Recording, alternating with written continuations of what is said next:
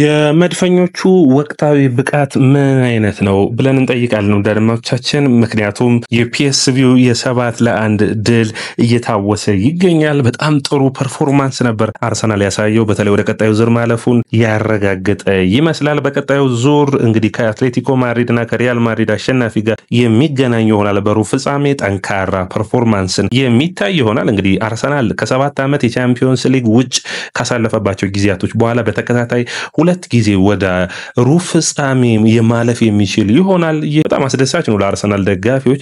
14 ዓመት ሆኗቸዋል ከሩብ ፍጻሜ አልፈው ከማያውቁ። ስለዚህ ያንን አጋጣሚ ደግሞ ከአትሌቲኮ ማድሪድ ወይም ከሪያል ማድሪድ አሸናፊ ጋር በመገናኘት የሚያረጋግጡ እና የማረጋገጥ እድል ይኖራቸዋል። ስለ አርሰናል ወቅታዊ ብቃት ልንነግራችሁ ተመልሰን መጥተናል። ወዳጆቻችን እንግዲህ 6 ጉዳዮችን ይዘናል በአርሰናል ወቅታዊ ብቃት ላይ ተመርኩዞ ስለ ስድስቱም አንዳንዳቸው የምንነግራችሁ ሐሳብ አለን። በሚገባ ተከታተሉን ወዳጆቻችን። ይህ ያያ ስፖርት ነው። ላይክ ሼር ኮሜንት ሰብስክራይብ ማድረጋችሁን አትርሱ። የናንተ ላይክ ሼር ኮሜንት ሰብስክራይብ ብዙዎቹ ጋር እንድንደርስ ያግዘናል። ከዛ ውጭ ወዳጆቻችን በእናንተ እይታ ምን ታስባላችሁ ስለ አርሰናል ቀጣይ ጨዋታዎች ከአትሌቲኮና ከሪያል ማድሪድ ማን ቢያገኝ አርሰናል የተሻለ ብቃትን ሊያሳይ ይችላል? የአርሰናል ያጥቂ ክፍል ችግር በማርቲኔሊ ከጉዳት መመለስ ይቀረፋል ወይ? ምን ታስባላችሁ? እውነትስ ማርቲኔሊ ከጉዳት ይመለሳሉ ካላችሁኝ ግን ለብራዚል ብሔራዊ ቡድን ማርቲኔሊና ገብርኤል ማጋሌስ ጥሪ ተቀርቦላቸዋል። ስለዚህ ይህ ማለት ከጉዳት የሚመለሱ ይሆናል። ብራዚል ሀገራት ጨዋታ ማለትም አርሰናል በቀጥታ ያለበት ጨዋታ ማንቸስተር ዩናይትድ ኦልድ ትራፎርድ ላይ ይገጥማል። ከዛ በመቀጠል ፒኤስቪን በሜዳው ያስተናግድና ቼልሲን ከገጠመ በኋላ የሀገራት ጨዋታ ይመጣል። ስለዚህ በነዛ ወቅቶች አርሰናሎች እረፍትን የሚያገኙ ይሆናል። ነገር ግን ማርቲኔሊ ለሀገሩ ጥሪ ተቀርቦለታል። ስለዚህ ከጉዳት የመመለሱ ጉዳይ ጥሩ የሚባል ነው። ወዳጆቻችን በእናንተ እይታ ምን ታስባላችሁ? ኮሜንት መስጫ ቦክስ ላይ እስኪ አስቀምጡልኝ።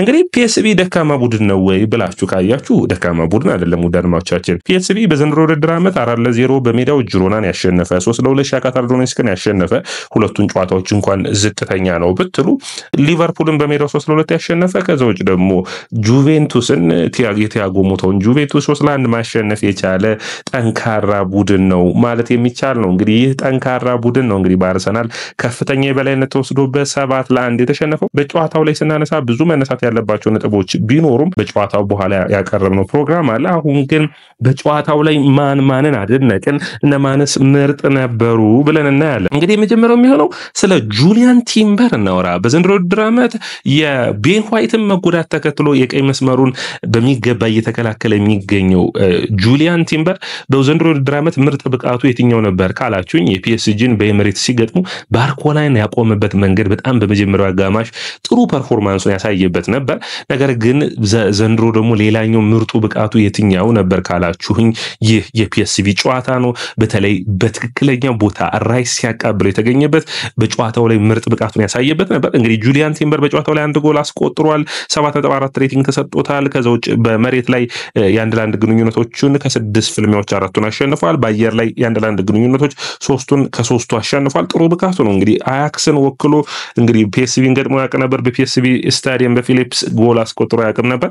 የመጀመሪያ ጎሉን አስቆጥሯል። እንደ ሄሱስ የደስታ አገላለጹን ደውሉልኝ የሚመስል አይነት የደስታ አገላለጹን ሲገልጽ ይታይ ነበር። አስደማሚ ብቃት ከጁሊያን ቲምበር። እንግዲህ በጣም ይህ የሚደነቅ የአርሰናል የመስመር ተከላካይ ነው። ቤን ዋይትን እያስረሳን ይመስላል። ነገር ግን በቀጣይ ጨዋታዎች የቤን ዋይት ከጉዳት መመለሱን ተከትሎ ጠንካራ ፉክክርን የሚያደርጉ ይሆናል። ይህ ደግሞ ለአርሰናል በጣም አስፈላጊ ሆኖ የሚታይ ነው። ሁለተኛው ተጫዋች በትናንቱ ጨዋታ ላይ አስደማሚ ብቃቱን ያሳየው ኢታን ንዋነሪ ነው። ኢታን ንዋነሪ አስደማሚ ብቃቱን በዘንድሮ ውድድር ዓመት ከጨዋታ ወደ ጨዋታ እያሳየ ይገኛል። ይህ ተጫዋች እንግዲህ በታሪክ ማለት ነው በኖካውት ስቴጅ ላይ 17 ዓመት ከ348 ቀን በመሰለፍ በአርሰናል ሪከርድ ሁለተኛ ሆኖ ተመዝግቧል። ከዚህ በፊት ሴስክ ፋብሪጋስ በ2005 ባየር ሙኒክን አርሰናል በገጠመበት ጨዋታ ላይ 17 ዓመት ከ309 ቀናቶች መጫወት ችሎ ነበር። የኢታን ንዋነሪ ሪከርዶች እንግዲህ አስገራሚ ናቸው። ለእንግሊዝ ብሔራዊ ቡድን 18 ዓመት ሳይሞላው በጥሎ ማለፍ የተጫወተ እንግዲህ ከፎደን ከቤሊንጋም በመቀጠል ሶስተኛው ተጫዋች ሆኗል። 7.8 ሬቲንግ ነው የተሰጠው። አንድ ጎል አስቆጥሯል። 0.58 ኤክስጂ ነው የነበረው። ከዛ ውጭ የአንድ ላንድ ድሪብሉን ደግሞ በተሳካ ሁኔታ እንግዲህ ማለፍ ችሏል። 24 ኳሶችን አቃብሏል። ከማቃበል ከቻለው ደግሞ ከ9 ኳሶች ውስጥ 6ቱ የተሳኩ ነበሩ። ኢታን ንዋነሪ በቻምፒዮንስ ሊጉ በሁለት ጨዋታዎች ላይ ቋሚ ሆኖ ተሰልፎ 2 ጎሎችን ማስቆጠር ችሏል። በጂሮናው ጨዋታና በፒኤስቪ አይንድሆቨኑ ጨዋታ ጥሩ ብቃት ላይ ይገኛል። እንግዲህ በጣም አስገራሚ ፐርፎርማንስም ላይ ያለ ተጫዋች ነው።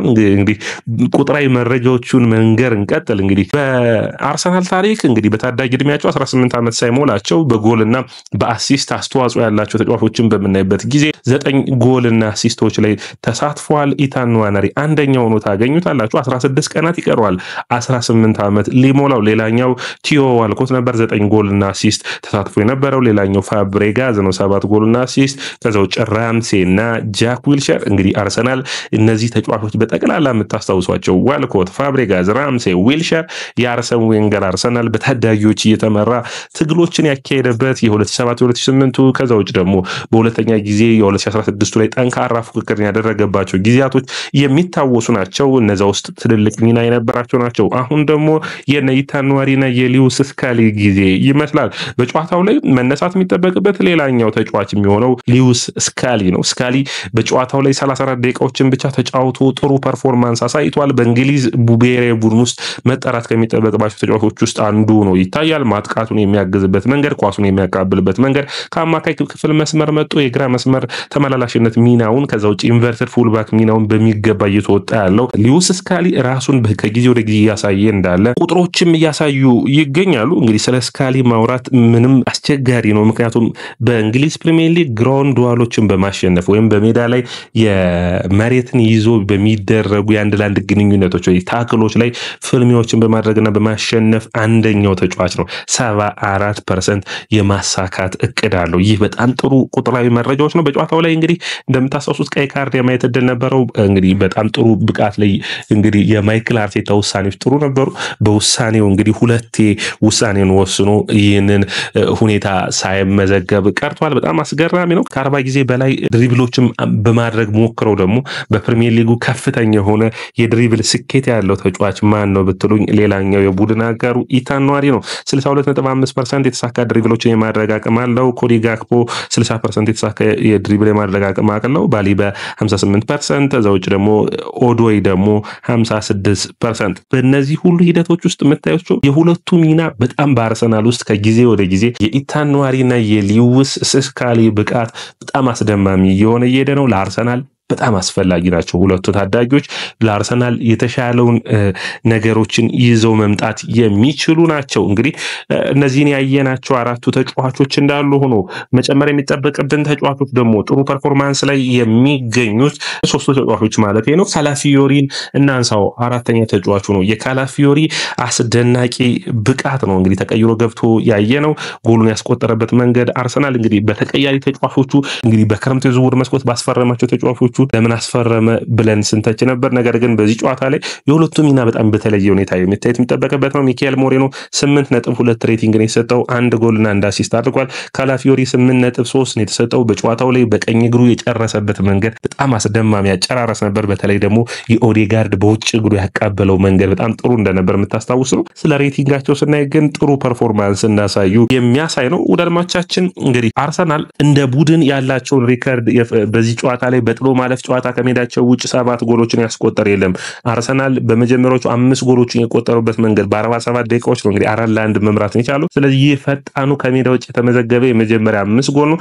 ይህ ሁሉ የሆነው ግን አርሰናሎች ያለ አጥቂ ነው። ወዳድማቻችን ያለ አጥቂ ይህንን ፐርፎርማንስ ማሳየታቸው አስደማሚ እንደሆነ የሚጠየቅ ነው። አርሰናል ግን ያለ አጥቂም ቢጫወት በአጥቂም ቢጫወት ችግሩ የሚሆነው ቡድኖች በሎ ብሎክ በሚገጥሙት ጊዜ የቡድኖችን ሎ ብሎክ ማስከፈት ይቸገራል። ያ ነው ችግሩ የሚሆነው። ብዙን ጊዜ በሎ ብሎክ የሚጫወት ቡድን ካላጋጠመው ግን ማንቸስተር ሲቲን 5-1፣ ስፖርቲንግ ሊዝበንን 5-1 ከዛ ውጭ ደግሞ ፒኤስቪ አይንድሆቨንን 7-1 በዘንድሮ ውድድር ዓመት ማሸነፍ ችሏል። ይህ ጠንካራ ብቃት መስራታቸውን ማስቀጠል ይጠበቅባቸዋል። በሎ ብሎክ ለሚጫወቱ ቡድኖች ደግሞ መፍትሄን ማምጣት አስፈላጊ ሆኖ መታየት የሚጠበቅበት ይመስለኛል። አርሰናል ወደ ሳጥን ውስጥ የሚገቡ በሳጥኖች መካከል ፓስ ማድረግ የሚችሉ ቡድኖችን እንዲሁም ደግሞ በትራንዚሽን ያለውን ቦታ መሸፈን የሚጠበቅበት ይመስለኛል። በአጠቃላይ እንደ ቡድን እንግዲህ ሌላኛው አስገራሚው ተጫዋች አራተኛው ሆኖ ማየት የሚጠበቅብን ዲክላን ራይስ ነው። የራይስ በእኔ እይታ የጨዋታውን ኮከብ ነበር። በጣም አስደማሚ ነበር። 7.9 ነው ሬቲንግ የተሰጠው። ከ36 ኳሶች 32 የተሳኩ ነበሩ። ዲክላን ራይስ ባይ ዘ ዌይ በሚገርም ሁኔታ ራሱን እየገነባ ያለና ሳናስበው በምርጥ ብቃቱ ላይ ልናገኘው የምንችለው ተጫዋች ይሆናል። በሚቀጥሉት ዓመታቶች ውስጥ ለአርሰናል ከሳጥን ውጭ እየመታ ከሳጥን ውጭ እያሻሻለ ያለው ብቃቱ ስለሆነ ማለት ነው። ሹቶችን ያደረገ ጎል የሚያስቆጥረው አንድ ሹት አድርጎ ጎል ያስቆጠረበት መንገድ በጣም አስደማሚ ነበር። ክሮስ ያደረገበት መንገድ ኦፍሳይድ ተባለ እንጂ ማለት ነው። በጨዋታው ላይ ከሶስት ኳሶችን ክሮስ አድርጓል። 2 ቁልፍ ኳሶችን ፈጥሯል። 2 እድሎችን መፍጠር የቻለ ነው። 11 ታክሎችን ፈጥሯል። በቻምፒዮንስ ሊጉ እስካሁን ባሉ ጨዋታዎች 11 ታክሎችን ወርዶ በማንም ተጫዋች አልታለፈም። ውዳልማቻችን ይህ ጥሩ ሪከርድ ነው ለዲክላን ራይስ። 10 የጎል ተሳትፎች ላይ ደርሷል። ይህ ወሳኝ የሆነ ብቃቱ ላይ እንደሚገኝ የሚያሳይ ነው። ጥሩ ብቃቱ ላይ ይገኛል። አንድ ኳስ አሲስት ማድረጉ የሚታወስ ነው። ሌላኛው ስለ ማርቲን ኦዴጋርድ እናውራ። እንግዲህ ማርቲን ኦዴጋርድ 2 ጎሎችን እና አንድ አሲስት አድርጓል። የጨዋታው ኮከብ በሚባል ደረጃ 9.2 ነው የሰጡት። በጣም አስደማሚ ብቃቱ ላይ ይገኛል። 0.38 ኤክስጂ ነው እንግዲህ የተሻለ ፐርፎርማንስ ማሳየት የቻለው።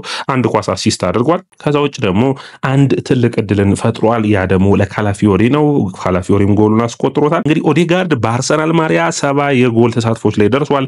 40 ጎል እና 30 አሲስቶችን ማድረግ ችሏል። በተለይ በስሩ ቦል ደግሞ በፕሪሚየር ሊጉ ማንም አይበልጠውም። ኦዴጋርድን አስደማሚ ብቃቱ ላይ እንደሚገኝ የሚታይ ነው። 7 የጎል ተሳትፎች ላይ እንግዲህ ለአጥቂዎቹ ማቃበል የቻለ ነው። እንግዲህ በጨዋታዎች ላይ ማሻሻል የሚጠበቅበት ሂደቶች አሉ። ሹት የሚያደርግበት መንገድ በዘንድሮ ውድድር ዓመት በምርጥ ብቃቱ ላይ ቢገኝም ግን ውጤታማ የመሆኑ ነገር አሁንም ያንሰዋል። ያንን ማሻሻል የሚጠበቅበት ይመስለኛል።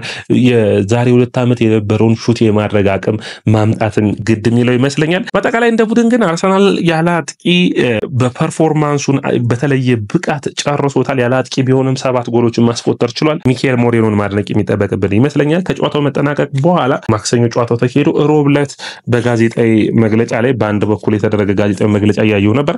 አስገራሚ መልሶችን ሰጥቷል። ሚካኤል ሞሬኖ ትክክለኛ አቀራረብና አስተሳሰብ ላይ ነበርን ለጨዋታው በማለት ይጀምራል። የማይታሰብ የሚመስለውን ነገር በተመሳሳይ ሁኔታ ደግመን ትክክለኛ እንደሆነ አድርገን ፈጽመነዋል በማለት አስተያየቱን ሰጥቷል። አሰልጣኛችን በአንድ ቦታ ላይ እድገት እንዲኖረንና እየተሻሻለ እንድንሄድ ይፈልጋል። ያንን ደግሞ በሚገባ እያደረግነው እንገናኛለን።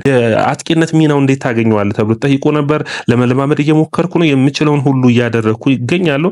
አንዳንዴ ልክ ነኝ፣ አንዳንዴ ደግሞ እሳሳታለሁ። ያንን ማሻሻል ይጠበቅብኛል። ነገር ግን ሁሌም ራሴን ለማሻሻል እጥራለሁ በማለት አስተያየቱን ሰጥቷል። እንግዲህ ቀጣይ ላለባቸው ጨዋታ ለማንቸስተር ዩናይትድን ኦልድ ትራፎርድ ለሚያደርጉት አሁንም አጥቂ ሆኖ የሚጀምር ይሆናል። ከዛ ውጭ እንግዲህ አጥቂዎችን ማገዝ በ8 ቁጥርም በ10 ቁጥርም በአጥቂነት ሚናውን መጫወት እንደሚፈልግ አስተያየቱን ሰጥቷል። ያለውን ሚና የእንግሊዝ ፕሪሚየር ሊግን የመላመድ ሂደቱ 28 ዓመቱ ላይ ቢሆንም በሚቀጥሉት ዓመታቶች ውስጥ የአርሰናል የአማካይ ክፍል ተወዳጅና ተመራጭ ተጫዋች የመሆን እድል ይኖረዋል።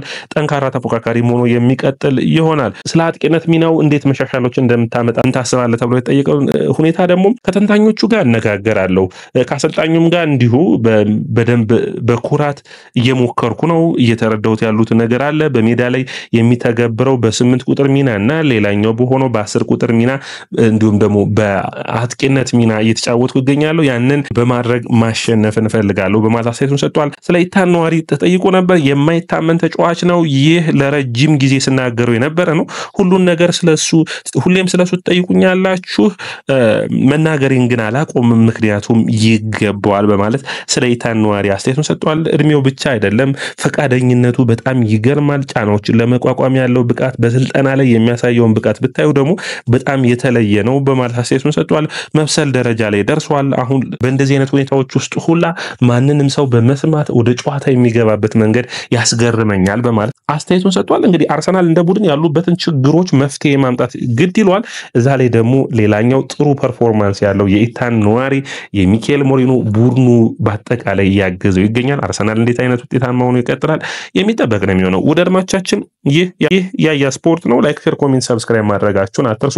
ከዛ ውጭ አንድ እንግዲህ የማርቲኔሊን ጉዳይ እናወራ። ማርቲኔሊ በአጥቂ መስመርነት ሚና እንግዲህ ብቅ ሊል የሚችልበት እድል ይኖራል። ምክንያቱም አርሰናል አጥቂ የለውም። ስለዚህ የተሻለ እንግዲህ ማርቲኔሊ ከጉዳት ሲመለስ በአጥቂ ሚና የምናየው ከሆነ ቡካዮ ሳካ እስከሚመለስ ድረስ ቦታዎች የሚሸፍን ይሆናል። ማርቲኔሊን በአጥቂነት ሚና ኡናይ ኤምሬ ሲጠቀምበት የነበረው ቦታ ነው። ስፔሶችን ማንበብ ላይ ጥሩ ነው። ስፔሶችን ማግኘት ላይ ሳጥኑ ቦክስ ላይ ክሊኒካል የሆነ አጥቂ ነው። ስለዚህ ማርቲኔሊን እንደ አጥቂ አድርጎ መጠቀም ለአርሰናል የመጨረሻ መፍትሄ ሆኖ ይታይ ይሆን? እንግዲህ የውድድር ዓመቱ መጨረሻ ድረስ ትሮሳርድ ተሞክሯል። ነገር ግን ትሮሳርድ በግራ መስመር ላይ ጥሩ ሚናን እየተወጣ ይገኛል። ስለዚህ ጠንካራ ተፎካካሪ ሆኖ የሚቀጥል ይሆናል። ነገር ግን ሳካ ሲመለስ ኑዋነሪን አጥቂ የማድረግ አርሰናሎች ፍላጎት ሊኖራቸው ይችላል።